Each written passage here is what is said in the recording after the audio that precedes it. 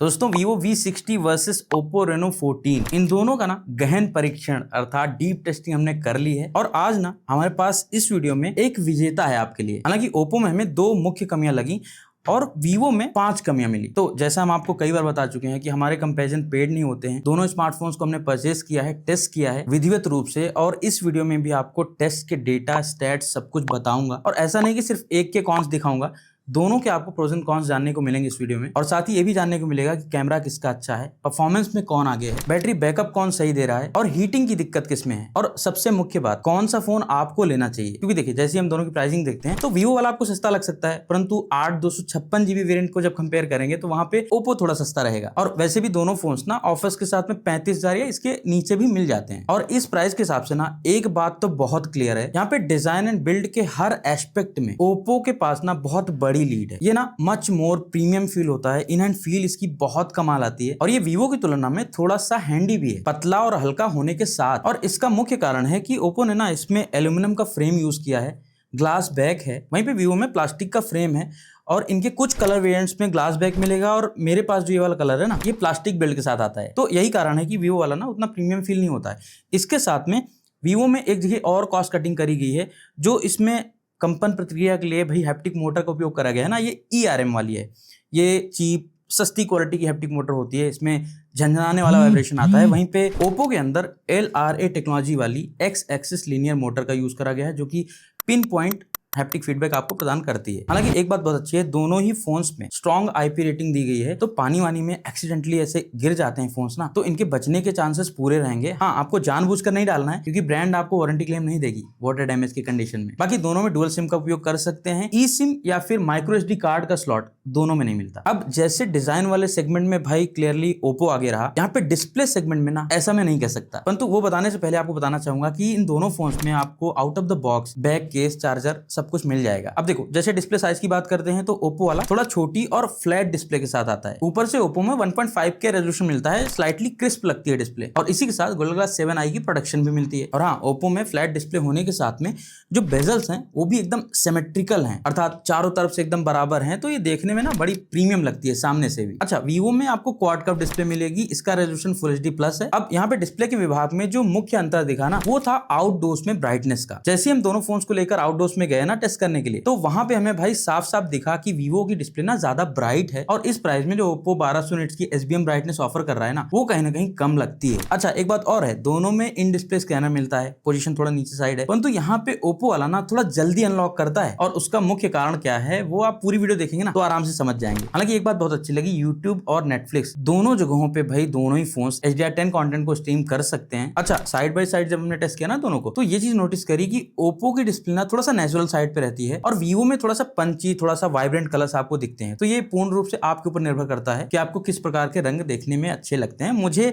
Vivo के colours ना थोड़े से बेटर लगे। बाकी दोनों में डुअल स्पीकर्स मिलते हैं। साउंड की क्वालिटी मुझे ठीक ठाक लगी, 19-20 का फर्क लगा, बहुत बड़ा डिफरेंस नहीं लगा, ना तो कोई डिसाइडिंग फैक्टर लगा मुझे। तो ये सब मिला के ना डिस्प्ले डिवीजन में कोई विनर नहीं लगा, परंतु परफॉर्मेंस की बात करेंगे ना तो एक क्लियर विनर है हमारे पास। देखिए, पहली बात तो Oppo Reno 14 में ज्यादा पावरफुल चिपसेट का उपयोग करा गया है, MediaTek Dimensity 8350, बेहतर रैम और उसके साथ में फास्टर UFS 3.1 स्टोरेज का उपयोग करा गया है। अब V60 में Snapdragon 7 Gen 4 chipset, LPDDR4X RAM और UFS 2.2 स्टोरेज का उपयोग करा गया है। भाई ये 35, 38, 40 हजार का फोन है, इसमें UFS 2.2 स्टोरेज का उपयोग करा गया है। और इसके लिए ना मैं पूर्ण रूप से स्वतंत्र मानता हूं अपने आप को कड़े शब्दों में निंदा करने के लिए। तो Vivo का जो हार्डवेयर है ना कमजोर है, दुर्बल है, वो दिखता भी है जब आप Antutu रन करेंगे, जब आप डिस्क्रीट एंड स्पीड रन करेंगे, जब आप Geekbench के स्कोर्स देखेंगे या फिर 3D मार्क जैसे बेंचमार्किंग टूल्स को रन करेंगे, तो हर स्थान पे Vivo बहुत पीछे रहता है। इवन रेगुलर यूसेज की बात करूं ना तो Oppo Reno 14 को ऑलरेडी मैं अपना प्राइमरी फोन बना के टेस्ट कर चुका हूं, इसका रिव्यू ऑलरेडी लाइव है चैनल पे। परंतु अभी के समय पे ये मेरा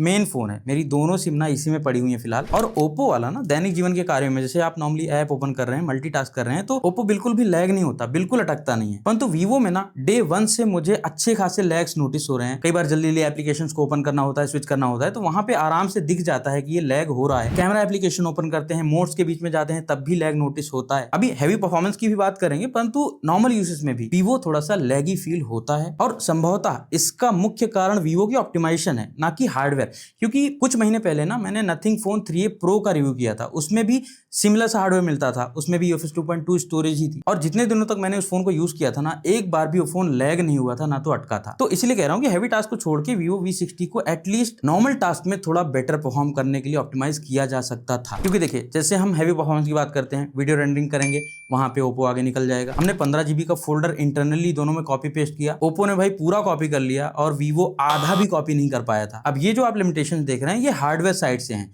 क्योंकि वीवो ने थोड़ा कमजोर हार्डवेयर यूज किया है। और ये फोन जैसे जैसे और ज्यादा चलाते जाएंगे, स्टोरेज भरती जाएगी, कैशे जंक फाइल्स भरती जाएंगी, एप्लीकेशन इंस्टॉल करते जाएंगे, तो ये और लैगी होता जाएगा। तो अभी तक ये बात ना पानी की तरह साफ हो चुकी है कि भाई वीवो का हार्डवेयर उतना कैपेबल नहीं है, परंतु क्योंकि हम तुलनात्मक अध्ययन कर रहे हैं, कंपैरिजन कर रहे हैं, तो हमें गेमिंग कैपेबिलिटीज भी चेक करनी थी। उसके लिए हमने सर्वप्रथम भाई दोनों में BGMI खेला। देखो, ओप्पो में 90 FPS का सपोर्ट है, वीवो में 60 FPS का। 30 मिनट्स के गेम प्ले में आप क्लियरली यहाँ पे देख सकते हैं ओप्पो ने बेटर FPS मेंटेन किए थे, साथ में ओप्पो थोड़ा ठंडा भी रहा। और इसके बाद हमने गेंशिन इंपैक्ट ट्राई किया। देखो, इस गेम में दोनों में ही 60 FPS का सपोर्ट मिलता है और इस गेम में भाई दोनों ही फोन एकदम अनस्टेबल रहे। ओप्पो में दिक्कत क्या है कि ये 60 FPS सपोर्ट करता है, कुछ देर 60 FPS चला भी लेता है, परंतु उसके बाद ये 45 FPS पे आके स्टक हो जाता है। 45 FPS के ऊपर ये चलेगा ही नहीं। आप ये ग्राफ भी देख सकते हो। और ये जब हमने इसका रिव्यू किया था तब भी आपको बताया था, अभी भी इसकी यही हालत है। और वीवो का FPS ग्राफ देखो, ये 40 FPS पे स्टक तो नहीं होता, उसी में FPS को ऊपर नीचे करता रहता है। तो वीवो का जो गेमिंग एक्सपीरियंस रहा है ना गेंशिन इंपैक्ट का भी, वो अगेन बहुत कमजोर रहा है। तो आशा करता हूं कि गेमिंग का कंक्लूजन आपको समझ में आ गया होगा। परंतु हमने इन दोनों ही फोन्स में ना अपनी शैली में जो हम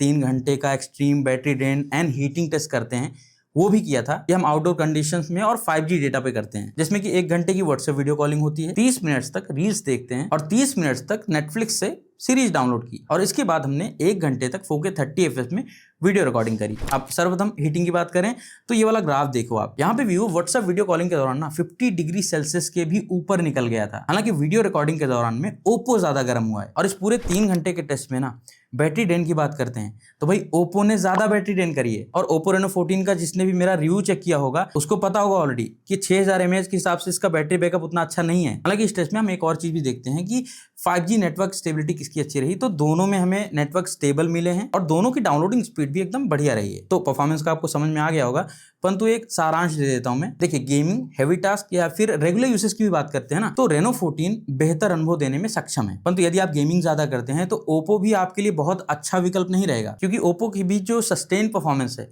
वो बहुत अच्छी नहीं है। और इस प्राइस में 30,000 रुपए के आसपास में यदि आप एक गेमिंग फोन ढूंढ रहे हैं ना, तो ये दोनों ही आपके विकल्प नहीं होने चाहिए। इसके लिए मैंने हाल ही में ना Poco F7 versus Oppo K13 turbo का एक वीडियो बनाया हुआ था, उसको आप चेक कर सकते हैं। और यदि आपको अभी तक वीडियो अच्छी अनबायस्ड लग रही हो तो आप लाइक कर सकते हैं, चैनल सब्सक्राइब करके आपका सपोर्ट दिखा सकते हैं। और यहाँ पे हमने कुछ एफिलिएट प्रोडक्ट्स लिंक किए हुए हैं, उस पर क्लिक करके आप कुछ भी परचेस करेंगे तो उससे हमारे चैनल की बहुत बड़ी सहायता होती है। तो भाई परफॉर्मेंस में तो क्लियरली ओप्पो आगे रहा है, विनर रहा है। परंतु कैमरा एक ऐसा डिवीजन है जहां पे वीवो टक्कर दे सकता है। क्या सच में टक्कर दे पाएगा, ये जानने के लिए आप देखते रहिए। पहले हम थोड़ा सॉफ्टवेयर की बात कर लेते हैं। देखो, सॉफ्टवेयर वाला डिवीजन ना मुझे टाई लगा, और उसका कारण क्या है वो भी मैं आपको एक्सप्लेन करूंगा। देखिए, पहली बात, दोनों ही अपने लेटेस्ट ओएस पे चल रहे हैं। फिलहाल ColorOS 15 पे चल रहा है ओप्पो, FunTouchOS 15 पे चल रहा है वीवो। और दोनों का हमने जब पहली बार सेटअप किया था ना, तो ओप्पो में ज्यादा pre install third party application मिलते हैं, बहुत सारे गेम्स और फालतू के एप्लीकेशन मिलते हैं, उनको आपको हटाना पड़ेगा, अनइंस्टॉल करना पड़ेगा, थोड़ा सा साफ सुथरा अनुभव चाहिए आपको। तो वीवो में तुलनात्मक रूप से देखते हैं तो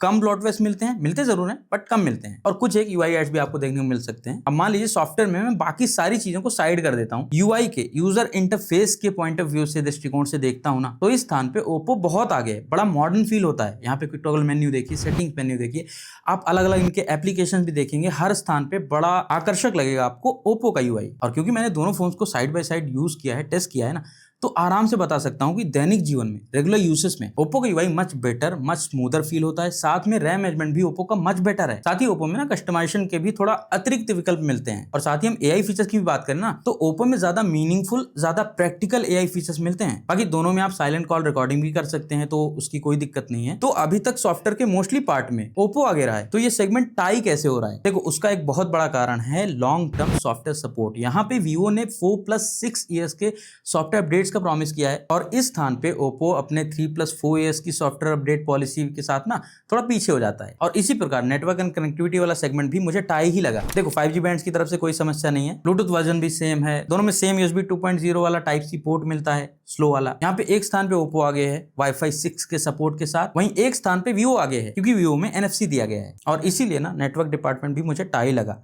परंतु कैमरा डिपार्टमेंट में ना एक क्लियर विनर है और आपने जो सोचा होगा संभवतः जो रिजल्ट्स होंगे, परिणाम होंगे, उसके उल्टा हो सकते हैं। देखो कैमरा कॉन्फ़िगरेशंस आप स्क्रीन पे देख लो। यहाँ पे 50 मेगापिक्सल का मेन कैमरा है OIS के साथ में, 50 मेगापिक्सल का ही एक पेरिस्कोप कैमरा भी है दोनों में और सेल्फी कैमरा भी 50 मेगापिक्सल का है, 8 मेगापिक्सल का अल्ट्रा वाइड सेंसर है। और जैसे हम वीडियोस की बात करेंगे ना तो यहीं से वीवो आपको थोड़ा सा पीछे लगेगा। देखो ओप्पो 4K 60 FPS सपोर्ट करता है, वीवो में आप 4K 30 FPS तक की वीडियोज ही शूट कर सकते हो। अच्छा 4K 30 वर्सेस 60 की स्टेबिलिटी की बात करूं ना तो ओप्पो थोड़ा सा यहाँ पे वीक लगता है, बट क्योंकि 60 FPS का सपोर्ट है ओप्पो में ना तो ये ज्यादा स्मूथ फील होता है। और इसी के साथ ओप्पो के पास एक और एडवांटेज है, 4K 60 FPS आप वीडियो शूट कर रहे हैं उसी टाइम पे आप 3.5x टेलीफोटो कैमरा में भी स्विच कर सकते हैं। अब ये फीचर ना कई स्थितियों में काफी उपयोगी साबित होता है। ओवरऑल जो मेन कैमरा और टेलीफोटो कैमरा है ना वहां पे मुझे वीडियो परफॉर्मेंस ओप्पो की स्लाइटली बेटर लगी। और फ्रंट कैमरा की बात करें तो अगेन यहाँ पे भी 4K 30 FPS versus 4K 60 FPS का युद्ध देखने को मिलता है। अब यहाँ पे मुझे वीवो की स्किन टोन्स कुछ स्थानों पे बेहतर लगी ओप्पो कंपेरिजन में, परंतु वीवो ने ना यहाँ पे स्टेबिलिटी बिल्कुल नहीं दी है। मान लीजिए आपको व्लॉग करना है, कुछ वीडियो बनानी है तो एकदम हिलती डुलती वीडियोस मिलेंगी। बाकी इमेजेस की बात करूँ ना तो यहाँ पे मैं आपको सिनेरियो बेस्ड इमेज दिखाऊंगा,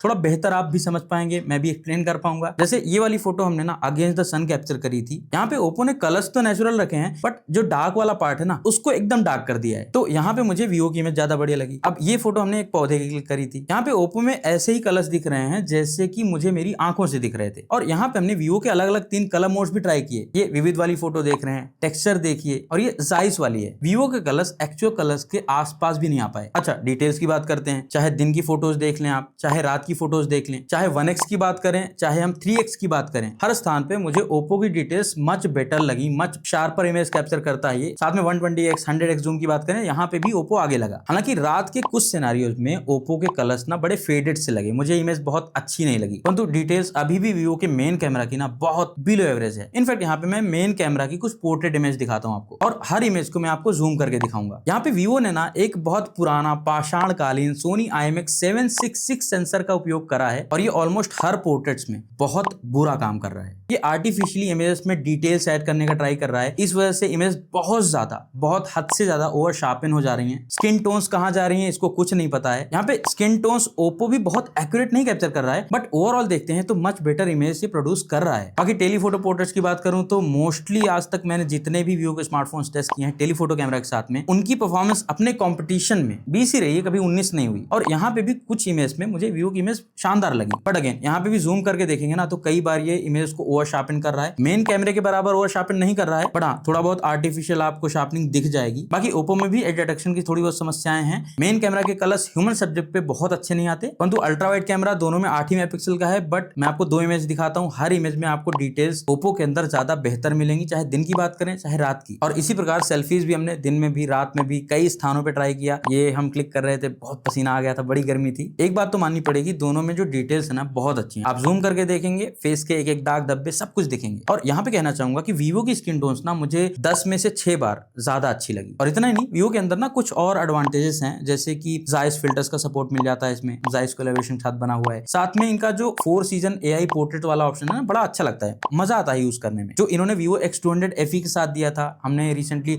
X200 FE का भी रिव्यू बनाया हुआ है, उसको भी आप चेक कर सकते हैं। परंतु यदि मुझे कैमरा के लिए भी इन दोनों में से एक पिक करना पड़े ना तो मैं भाई क्लियरली ओप्पो के साथ जाऊंगा। यहाँ पे वीवो मुझे कई स्थानों पे बहुत कमजोर लगा और बड़ा सरप्राइजिंग लगा कि वीवो ने अपनी इस मेन कैमरा सीरीज वाले फोन में इतना पुराना कैमरा सेंसर यूज किया। और ऊपर से जो इमेज प्रोसेसिंग है इनका सबसे मजबूत पक्ष माना जाता है, उस पे भी अभी तक इस वाले फोन के लिए ना उतने अच्छे से काम नहीं किया इन्होंने। देखिए वीवो की V सीरीज जो है ना ये परफॉर्मेंस को कभी नहीं टारगेट करती थी, मेनली ये लोग ना डिजाइन और कैमरा का अच्छा मिश्रण देते थे और यही चीज को ना थोड़ा वैल्यू फॉर मनी बनाती थी उस ऑडियंस के लिए जिसको अच्छा डिजाइन और अच्छे कैमरा वाला फोन चाहिए। परंतु इस बार Vivo V60 अपने प्रतिद्वंदियों को चुनौती देने में सक्षम नहीं लग रहा है और इसीलिए कैमरा डिपार्टमेंट का विनर Vivo ना होके ओप्पो लगा मुझे। परंतु बैटरी वाले डिपार्टमेंट में मुझे Vivo क्लियरली आगे दिखा। पहली बात 6500 mAh की बड़ी बैटरी है, साथ ही 90 वोल्ट की फास्ट चार्जिंग सपोर्ट मिलता है। हालांकि दोनों का हमने चार्जिंग टेस्ट किया है, 1 घंटे के अराउंड दोनों को लग जाते हैं फुल चार्ज होने में। परंतु बैकअप की बात करते हैं ना तो Reno 14 का बैकअप वीक है, कमजोर है, 6000 mAh के बराबर का बैकअप नहीं मिल रहा है इसमें। ये हमने इसके रिव्यू में भी बताया था,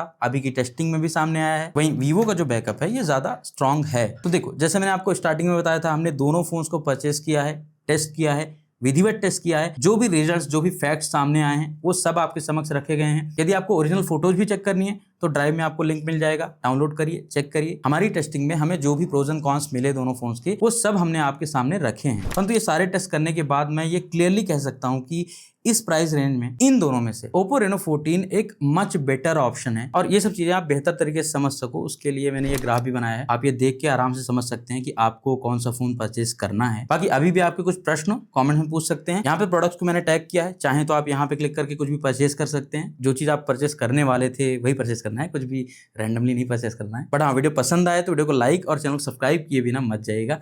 हम मिलेंगे आपसे अगली वीडियो में। नमस्कार।